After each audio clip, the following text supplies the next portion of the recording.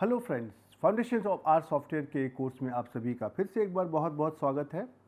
अब तक आपने देखा कि हम लोगों ने आर सॉफ्टवेयर को समझने के लिए जो हमको छोटी छोटी बातें होती हैं उनके बारे में एक बेसिक बैकग्राउंड को समझने की कोशिश करी है।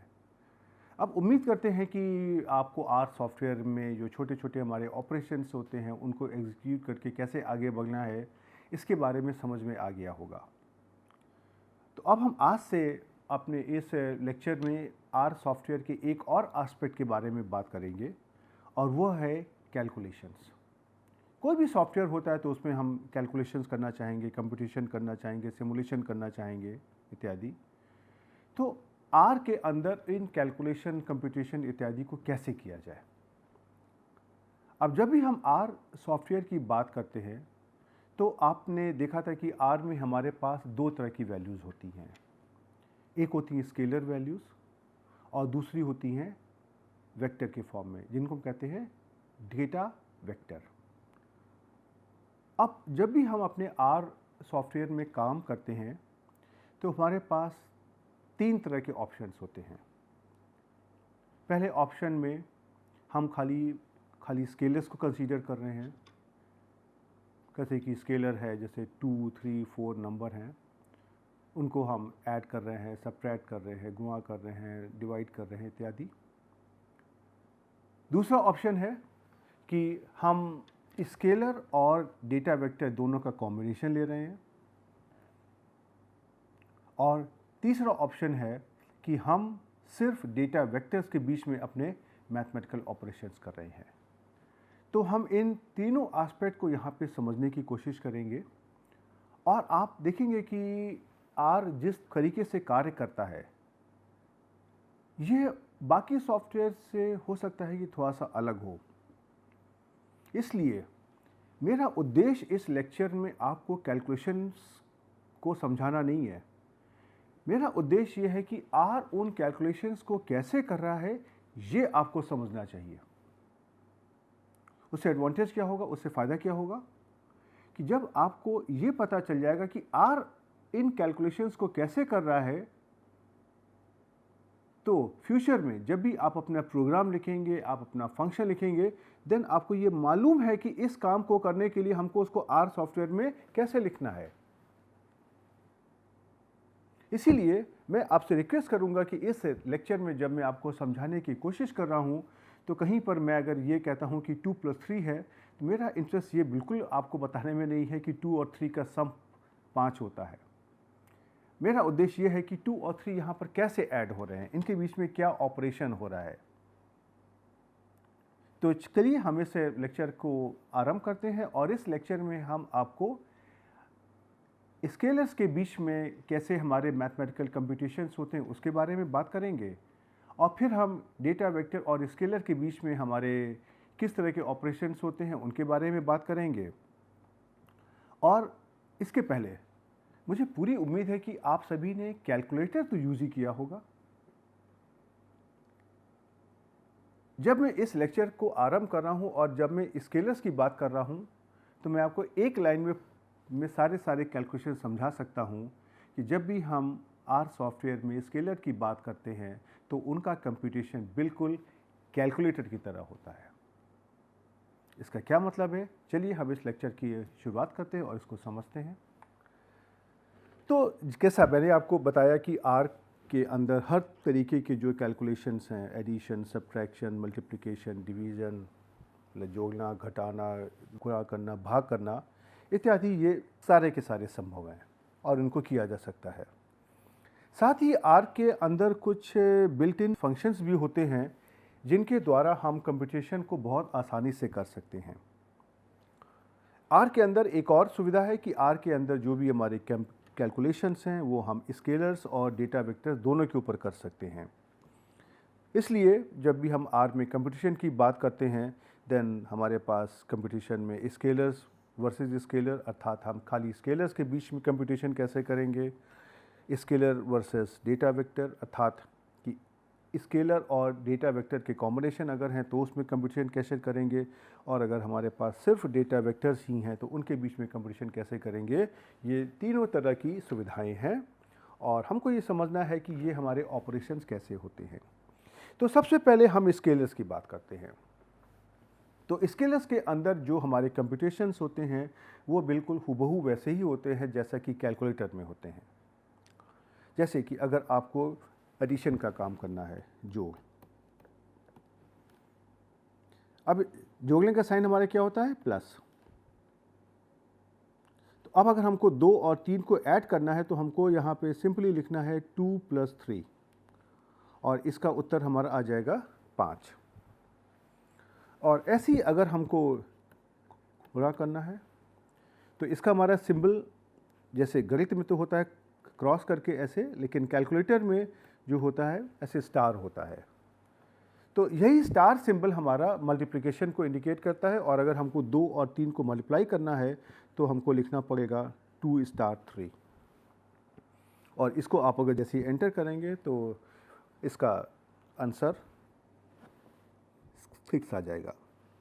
और यही काम आप यहाँ भी देख सकते हैं, मैंने आपको स्क्रीनशॉट दिया हुआ है जहाँ पे 2 + 3 और 2 × 3 का आउटकम आपको दिया हुआ है। मैं आपको आर सॉफ्टवेयर के अंदर भी इसको करके दिखाऊंगा। उसी तरीके से अगर आपको घटाने का काम करना है तो इसका सिंबल क्या होता है, माइनस। तो आपको अगर कैसे 2 में से 3 को सब्ट्रैक्ट करना है तो आपको लिखना होगा 2 - 3, बिल्कुल उसी तरीके से जैसे कि आप कैलकुलेटर में लिखते हैं, और इसका उत्तर एंटर करने पे आ जाएगा -1। और उसी तरीके से अगर आपको भाग करना है तो भाग करने का हमारा जो गणित में सिंबल होता है वो इस तरीके का होता है, और कैलकुलेटर में जो सिंबल हमारा ऐसा स्लैश साइन होता है।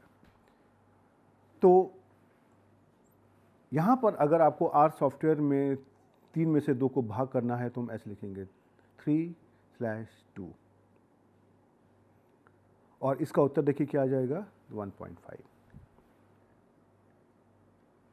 और इसके अलावा अगर आपको कोई ऐसा गणित का एक्सप्रेशन है जिसके अंदर मल्टीप्लिकेशन, सब्ट्रैक्शन, एडिशन, डिवीजन सब कुछ इन्वॉल्व है, तो जो भी आपने अपने एलिमेंट्री क्लासेस में, छोटे क्लासेस में गणित के रूल पढ़े थे कि सबसे पहले जिस तरीके से हमारे ऑपरेशंस होते हैं मल्टीप्लिकेशन, डिवीजन, एडिशन, सब्ट्रैक्शन को, वही नियम यहाँ भी लगेगा।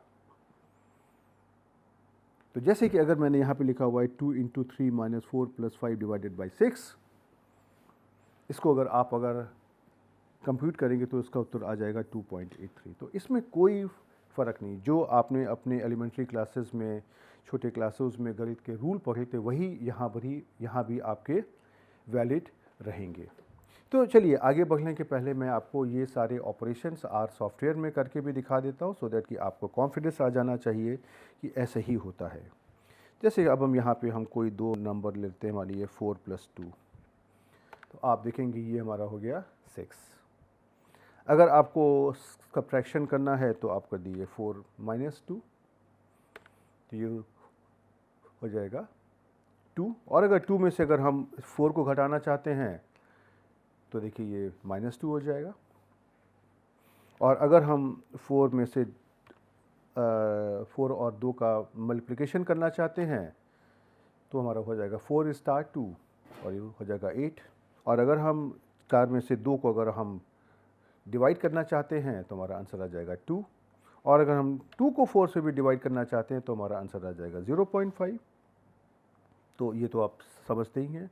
तो आपने देखा कि इस तरह के जो बेसिक ऑपरेशंस करना आर में बिल्कुल वैसे ही है जैसा कि हम कैलकुलेटर में कैलकुलेशंस करते हैं।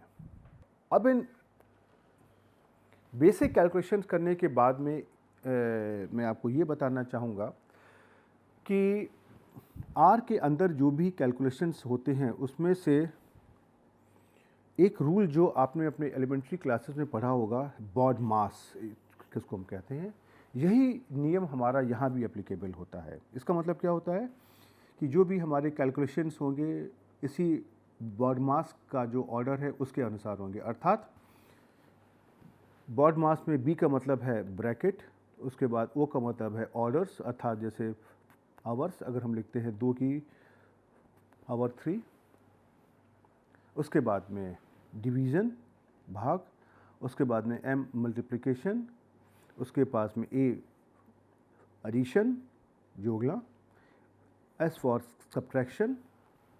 इसी ऑर्डर में आपके सारे मैथमेटिकल ऑपरेशंस होते हैं।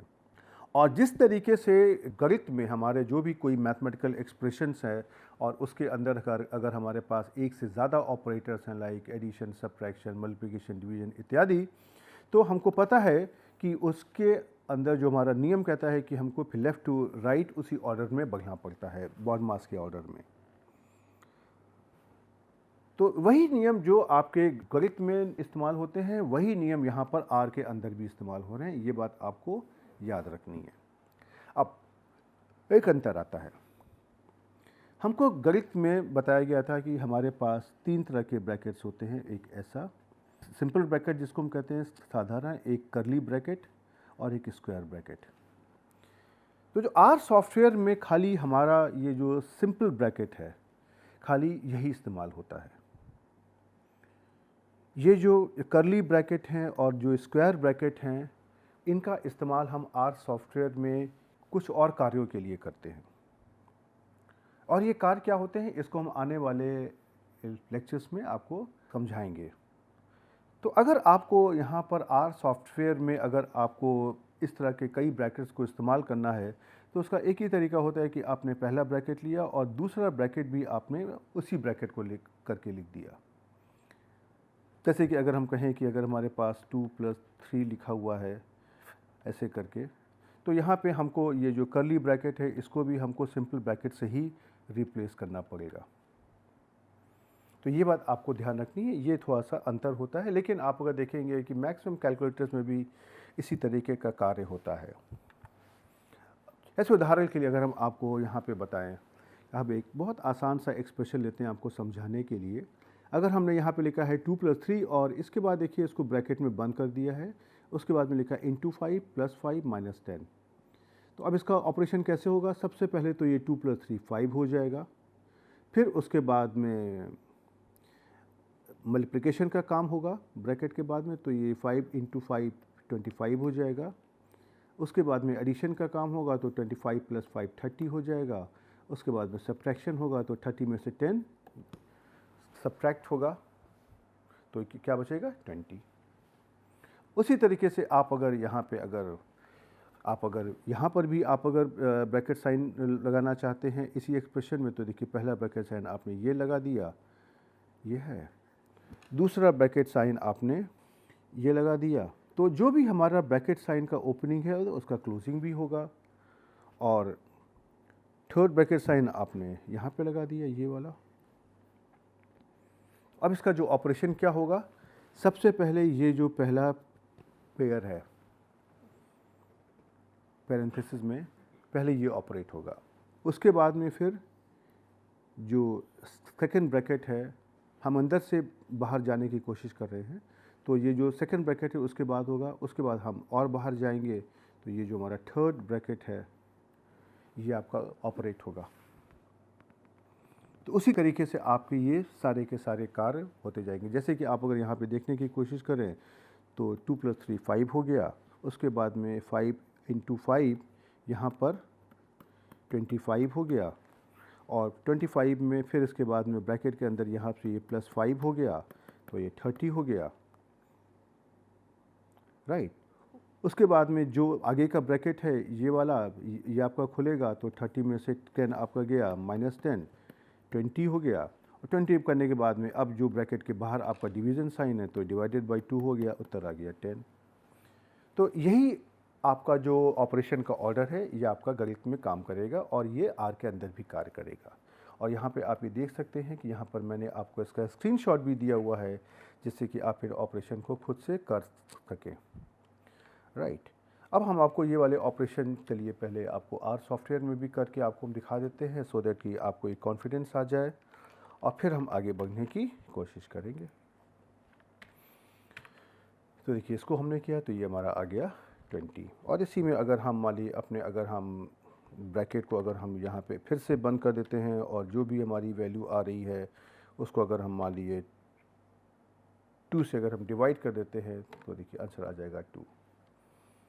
और उसके अलावा आप अगर यहाँ पर कोई भी अगर आप अगर किसी भी फॉर्मेट में आपको जहाँ भी जैसे ब्रैकेट लगाना है आप इसको अगर लगा देंगे तो इसमें से कोई समस्या की बात नहीं आएगी। जो आपने मैथमेटिक्स में, गणित में, अर्थमेटिक में पढ़ के रखा हुआ है वही कार्य आपके यहाँ भी होते रहेंगे। अब हम आपको एक छोटी सी बात बताने जा रहे हैं जो बहुत ही इम्पोर्टेंट है। ये है ब्लैंक स्पेस के बारे में। जब भी हम आर सॉफ्टवेयर में मैथमेटिकल ऑपरेशंस करते हैं तो उसमें ब्लैंक स्पेस की कोई वैल्यू नहीं होती, उसका कोई रोल नहीं होता है। वह आपके कैलकुलेशंस को कहीं से भी अफेक्ट नहीं करेगा। इसका मतलब क्या हुआ? जैसे कि देखिए हमको अगर 2 और 5 को ऐड करना है तो हमने यहाँ पे लिखा 2 + 5 और आप यहाँ पे दे देंगे, देखेंगे कि यहाँ पे कोई ब्लैंक स्पेस नहीं है, सबको मैंने एक साथ लिखा हुआ है। तो आपका उत्तर आ गया 7। अब मैंने क्या किया कि इस प्लस साइन के दोनों ओर, बाएं और दाहिने साइड में मैंने दोनों ओर यहाँ पे कुछ ब्लैंक स्पेस दे दी। देखिए लेफ्ट हैंड साइड में, राइट हैंड साइड में। लेकिन फिर भी आप इसको एंटर करेंगे तो आपका जो उत्तर है वो 7 ही आएगा। अब अगर हम इसी ब्लैंक स्पेस को इस प्लस साइन के लेफ्ट हैंड साइड और राइट हैंड साइड पर अगर हम इंक्रीज भी कर देते हैं, देखिए यहाँ पे ज़्यादा स्पेस है, राइट, तो भी लेकिन आपका उत्तर 7 ही आएगा। और अगर हम लेफ्ट हैंड साइड में बहुत स्पेस दे देते हैं और राइट हैंड साइड में कोई स्पेस नहीं है तो भी हमारा उत्तर 7 ही आएगा। इसका मतलब क्या हुआ कि ये जो ब्लैंक स्पेस आपने दी है किसी ऑपरेटर में, ऑपरेटर के लेफ्ट हैंड और राइट हैंड साइड में, इसकी कोई वैल्यू नहीं होती है। लेकिन अब सवाल आता है कि मैं आपको ये बात क्यों यहाँ पे समझा रहा हूँ। ये मैं इसलिए बता रहा हूँ क्योंकि आपको याद होगा कि हमने अपने आर सॉफ्टवेयर में 2 तरह की वैल्यूज़ पढ़ी थी। एक थी आपकी न्यूमेरिकल वैल्यूज़ और दूसरी थी आपकी कैरेक्टर्स। जैसे कि आपको याद होगा मैंने पहले के लेक्चर्स में एक एग्जाम्पल लिया हुआ है एप्पल। तो जब भी हम कभी कैरेक्टर को देते हैं तो हम उस कैरेक्टर को इस डबल कोट के अंदर देते हैं, डबल कोट या सिंगल कोट जो भी है उसके अंदर देते हैं।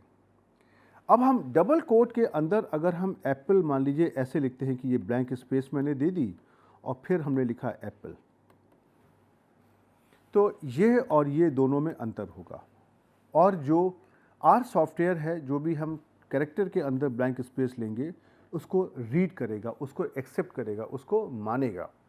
तो इसका इस्तेमाल कहाँ पे होगा कि जब भी हम आगे आने वाले लेक्चर्स में हम अपने प्रिंट कमांड और फॉर्मेटिंग कमांड्स की बात करेंगे तो हम देखेंगे कि जब मुझको किसी कैरेक्टर को प्रिंट करना है तो उसमें अगर हम यहाँ पर ब्लैंक स्पेस देते हैं तो वह ब्लैंक स्पेस वहाँ पर एज सच एक्सेप्ट होगी। तो इसलिए आपको मैं यहाँ पे इस बात को बहुत क्लियरली बताना चाहता था कि जब हम मैथमेटिक्स में करते हैं तो ब्लैंक स्पेस की कोई वैल्यू नहीं है, लेकिन जब हम कैरेक्टर्स को हैंडल करेंगे तो उसमें हमारी ब्लैंक स्पेस की वैल्यू होगी। चलिए हम आपको इसको पहले आर सॉफ्टवेयर में करके भी दिखा देते हैं सो दैट कि आपको कॉन्फिडेंस होना चाहिए। तो देखिए यहाँ पर मैंने क्या 2 + 5 कितना उत्तर आ गया 7। अब मैंने कर दिया 2 और कई सारी ब्लैंक स्पेस दे दी मैंने आपको यहाँ पे, तो कितना हो गया 2 + 5 फिर से देखिए आ गया 7। और अगर हम इसमें से और भी अगर हम करना चाहें, मैंने एक और स्पेस दी और एक और स्पेस मैंने नहीं दी तो भी देखिए उत्तर क्या आएगा 7। और ये तो उदाहरण मैंने आपको एडिशन का लिया है, लेकिन आप अगर यहाँ पर मान लीजिए अगर हम कहते हैं कि आपको सब्ट्रैक्शन करना है या बाकी ऑपरेशन करने हैं तो उसमें क्या होगा, देखिए 5 - 2 कितना होता है 3। अब अगर हम 5 के बाद अगर हम यहाँ पे ब्लैंक स्पेस दे देते हैं और फिर हम कहते हैं 5 - 2 तो ये भी देखिए आ गया 3। उसी तरीके से अगर हम 5 × 2 करते हैं, यहाँ पे मैंने कोई स्पेस नहीं दी, उत्तर आ गया 10। अब इसी में मैंने अगर मान लीजिए स्पेस दे दी और अगर 5 × 2 कर दिया तो ये आ जाएगा, उत्तर आ जाएगा आपका 10। और इसमें से ब्लैंक स्पेस की देखिए इसमें से कोई भी वैल्यू नहीं आई। उसी तरीके से अगर हम डिवीज़न की बात करते हैं तो 5 / 2 कितना हो गया 2.5। और इसी में अगर हम 5 के आगे अगर हम ब्लैंक स्पेस दे देते हैं और फिर हम इसमें से 2 से डिवाइड करते हैं तो देखिए फिर भी हमारा आंसर आ जाएगा 2.5। तो आप ये देख सकते हैं कि यहाँ पर इस ब्लैंक स्पेस से यहाँ पर कोई भी अंतर नहीं आने वाला है और आपकी कैलकुलेशंस में कोई फ़र्क नहीं होगा। अब जो आपको मैंने बताया है कैलकुलेशंस, ये तो बिल्कुल उसी तरीके से हैं जैसा कि कैलकुलेटर में होता है और हमने यहाँ पे स्केलर्स के बीच में लिया है। मैंने आपको उदाहरण के लिए मैंने आपको 2 स्केलर्स लिए हैं, लेकिन आप अगर चाहें तो आप 2 से ज़्यादा भी स्केलर्स होंगे तो भी आपका ये सारे काम हूबहू वैसे ही करेंगे जैसा कि हमारे अर्थमेटिक में होता है। अब हम आपको दूसरे तरह के कैलकुलेशंस के बारे में बताना चाहेंगे। जैसा कि मैंने आपको बताया था कि हमारे पास 2 तरह की वैल्यूज़ होती हैं, एक होती है स्केलर और दूसरा होता है डेटा वेक्टर। इस डेटा वेक्टर में क्या होता है, जैसा मैंने आपको बताया था कि अगर आपको कई सारी वैल्यूज़ को आपस में कंबाइन करना होता है, जैसे हम कहें कि हमको 1 2 3 4 को एक साथ कंबाइन करना है, तो इसके लिए हम सी ऑपरेटर का इस्तेमाल करते हैं, लोअर केस अल्फ़ाबेट में सी। और इसको हम अगर किसी वेरिएबल में अगर हम असाइन कर देंगे x, तो ये हमारा क्या है, ये हमारा है डेटा वेक्टर। तो आर सॉफ्टवेयर में जब भी हम कभी डेटा वेक्टर की बात करते हैं और उसके ऊपर हम अपने मैथमेटिकल ऑपरेशंस की बात करते हैं, तो इसमें बाकी सॉफ्टवेयर में जिस तरह के ऑपरेशंस होते हैं और जैसा आर सॉफ्टवेयर में होता है उसमें थोड़ा सा अंतर होता है। इसलिए मैं आपको यहाँ पे आज लेक्चर में जो एक डेटा वेक्टर और एक स्केलर उनके ऑपरेशंस करके मैं आपको दिखाना चाहूँगा, लेकिन मेरा ऑब्जेक्टिव ये बिल्कुल भी नहीं है कि मैं आपको इसका जो मैथमेटिकल आउटपुट है उसके बारे में बताऊं। मेरा ऑब्जेक्टिव है कि जब हम डेटा वेक्टर और स्केलर को ले रहे हैं तो उनके बीच में कैसे ऑपरेशंस हो रहे हैं, उसके पीछे क्या मेथडोलॉजी है, ये मैं आपको यहाँ पे समझाना चाहूँगा। और ये मैं जब मैं पहला उदाहरण लूँगा उसी के थ्रू मैं आपको जब समझाऊँगा तो आपको बाकी के जो भी उदाहरण होंगे वह स्वयं ही समझ में आ जाएंगे बिना किसी समस्या के। तो मैं आपसे रिक्वेस्ट करूंगा कि जो मेरा पहला एग्जाम्पल है जहां पर मैंने एक ये डेटा वेक्टर लिया है जिसमें वैल्यूज़ हैं 2 3 5 7 और उसको मैं एक स्केलर, तो ये हमारा क्या है डेटा वेक्टर और ये हमारा क्या है स्केलर, इसके बीच में ऑपरेशन कैसे होता है ये मैं आपको समझाने की कोशिश करूंगा। तो देखिए इसमें से क्या होता है, अगर मान लीजिए मैंने एक डेटा वेक्टर लिया है 2 3 5 और 7। अब इसमें से हमें इस 10 को ऐड करना चाहते हैं, तो अब इसका जो ऑपरेशन होगा उसमें से क्या होगा कि ये जो हमारा नंबर है 10, ये हर एक एलिमेंट में आकर के ऐड हो जाएगा।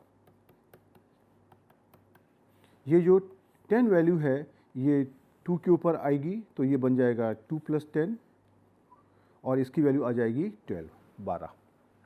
उसके बाद ये हमारा जो भी डेटा वेक्टर में अगला एलिमेंट है 3, इसके ऊपर आएगा और ये हो जाएगा 3 + 10 और इसका उत्तर आ जाएगा 13। फिर यह जो 10 है ये हमारा 5 के ऊपर आ जाएगा और 5 में 10 ऐड हो जाएगा और इसका उत्तर आ जाएगा 15। और फिर जो हमारा 10 है ये हमारा 7 के ऊपर आ जाएगा और हमारा उत्तर आ जाएगा 7 + 10 अर्थात 17। तो यही देखिए यहाँ पे स्क्रीनशॉट में आया है। तो मैं आपको यहाँ पे 2 और 10 का जोड़ या 3 या 10 का जोड़ नहीं सिखा रहा हूँ, लेकिन मैं ये सिखाना चाहता हूँ कि जो भी हमारा ऑपरेशन है हम जब भी कर रहे हैं तो वो किस तरीके से हो रहा है। और आपको ये ध्यान रखना है कि जो भी स्केलर का ऑपरेशन है वो हमारे डेटा वेक्टर के अंदर आता है और वहाँ से हर एक एलिमेंट के ऊपर उसी ऑपरेशन को एग्जीक्यूट करने की कोशिश करता है। तो उसी तरीके से अगर हम मान लीजिए एडिशन की जगह अगर हम सब्ट्रैक्शन की बात करते हैं, तो मैंने यहाँ पे एक ये डेटा वेक्टर लिया है 12 13 15 17 का और उसमें से हम 10 को सब्ट्रैक्ट करना चाहते हैं। तो अब तो आपको समझ में आ जाना चाहिए कि इसमें से क्या होगा। जैसे कि अगर हम अपना डेटा वेक्टर लिखते हैं यहाँ पे 12 13 15 और 17 और फिर हम जो हमारा -10 है इसको हम ऑपरेट करते हैं तो क्या होगा, ये हमारा हर एक एलिमेंट में हमारा 10-10 सब्ट्रैक्ट हो जाएगा। तो उत्तर क्या आ जाएगा? जब ये वैल्यू हमारी 12 के ऊपर आती है तो हो जाएगा 12 माइनस 10 अर्थात 2। फिर हमारी ये जो माइनस 10 हमारा 13 के ऊपर आएगा तो ये क्या हो जाएगा? 13 माइनस 10 3, देन 15 माइनस 10 अर्थात 5, 17 माइनस 10 अर्थात 7। ओके, उसके बाद में देखिए ये हमारा इस तरीके का आउटकम आ जाएगा। तो फिर से आपने देखा कि चाहे एडिशन था चाहे सब्ट्रैक्शन था, ऑपरेशन का जो तरीका है वह दोनों में एक सा ही था कि जो भी ऑपरेशन है वो हमारे डेटा वेक्टर के हर एक एलिमेंट के ऊपर होगा।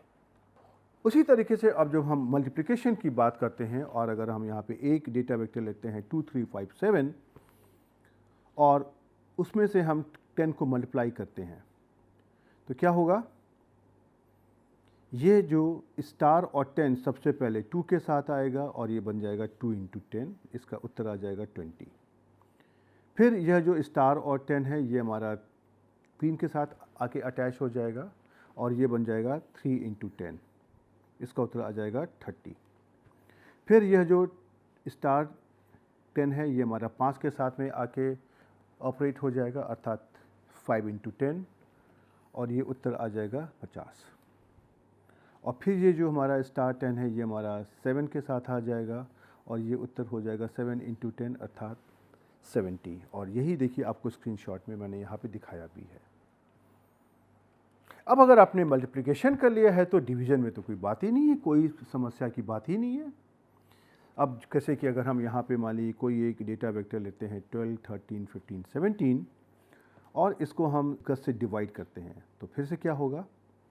यही ऑपरेशन हमारा हर एक एलिमेंट के साथ आ जाएगा। सबसे पहले ये 12 के साथ में आएगा और यहाँ पे हो जाएगा 12 डिवाइडेड बाई 10, उत्तर आ जाएगा 1.2। और फिर अगले स्टेप में ये वाला ऑपरेशन हमारा जो भी दूसरे नंबर पे एलिमेंट है 13 उसके ऊपर आ जाएगा और ये वैल्यू हो जाएगी 13 डिवाइडेड बाई 10, इसका उत्तर आ जाएगा 1.3। उसके बाद में ये जो 10 हमारा 15 के ऊपर आ जाएगा और ये हो जाएगा 15 डिवाइडेड बाई 10 और ये वैल्यू हमारी बन जाएगी 1.5। और फाइनली ये जो हमारा डिवाइडेड बाई 10 है ऑपरेशन है ये हमारा अंतिम जो एलिमेंट है 17 उसके ऊपर आ जाएगा और ये वैल्यू हो जाएगी 17 डिवाइडेड बाई 10 जो होती है 1.7। और आप देख सकते हैं कि यही चीज़ तो देखिए यहाँ पे स्क्रीनशॉट में आपको दिखाई पड़ रही है, राइट।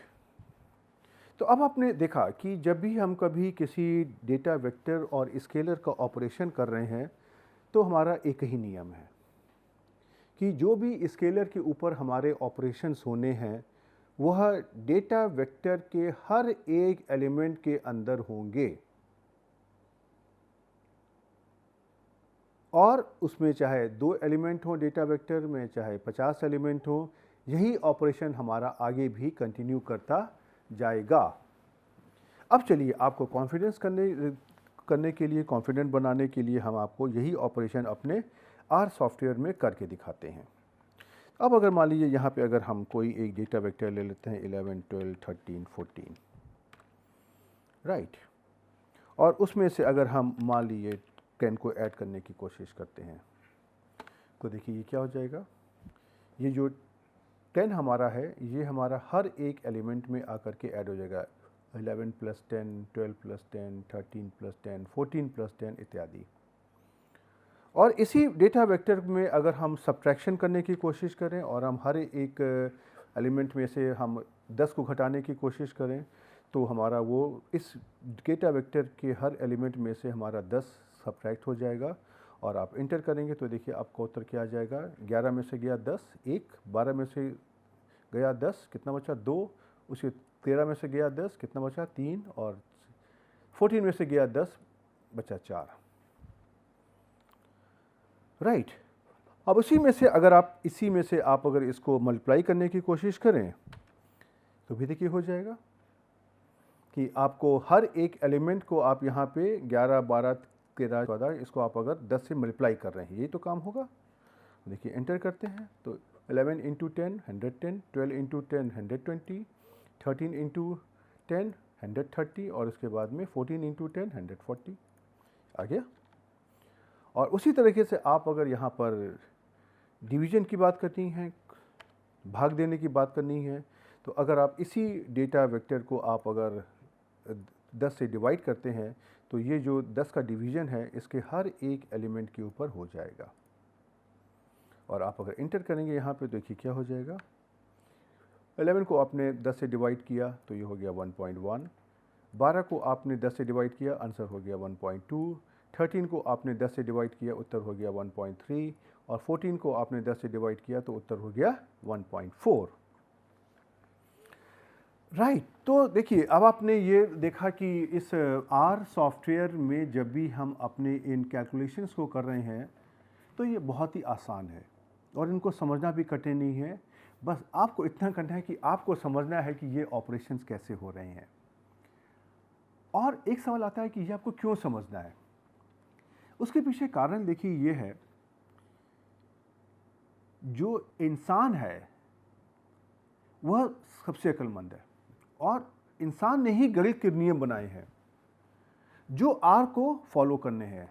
आर ने गणित के नियम नहीं बनाए हैं, नियम तो इंसान ने बनाए हैं और उसी की प्रोग्रामिंग करके इंसान के बनाए हुए नियमों को आर फॉलो करने की कोशिश कर रहा है और सिर्फ इतनी सहायता कर रहा है कि जो बड़े बड़े कैलकुलेशंस करने में आपको समय लगता था वो समय वो कम कर रहा है। अब इसके आउटकम्स क्या होंगे? आगे आने वाले समय में जब आप आर में भिन्न भिन्न तरीके की प्रोग्रामिंग करने की कोशिश करेंगे, आपको भिन्न भिन्न तरीके कैलकुलेशंस करने पड़ेंगे। वो कैलकुलेशंस कैसे करने हैं इसका फैसला आप करेंगे कि आर सॉफ्टवेयर करेगा। ये कैलकुलेशन तो आप ही को करने हैं। आपको बताना है कि यहाँ पे मल्टीप्लाई करना है, इसके बाद इसको डिवाइड करना है। वह कार्य करने के लिए आपको आर को सही भाषा में इंस्ट्रक्शन देने होंगे। तो उसके लिए जो भी आपको कार्य करना है उसको आपको सोचना पड़ेगा कि आर सॉफ्टवेयर में इसी कार्य को करने के लिए हमको इस एक्सप्रेशन को कैसे लिखना है। और आर आपने जो भी इंस्ट्रक्शन दिया है उसको वो बहुत ईमानदारी से फॉलो करता रहेगा।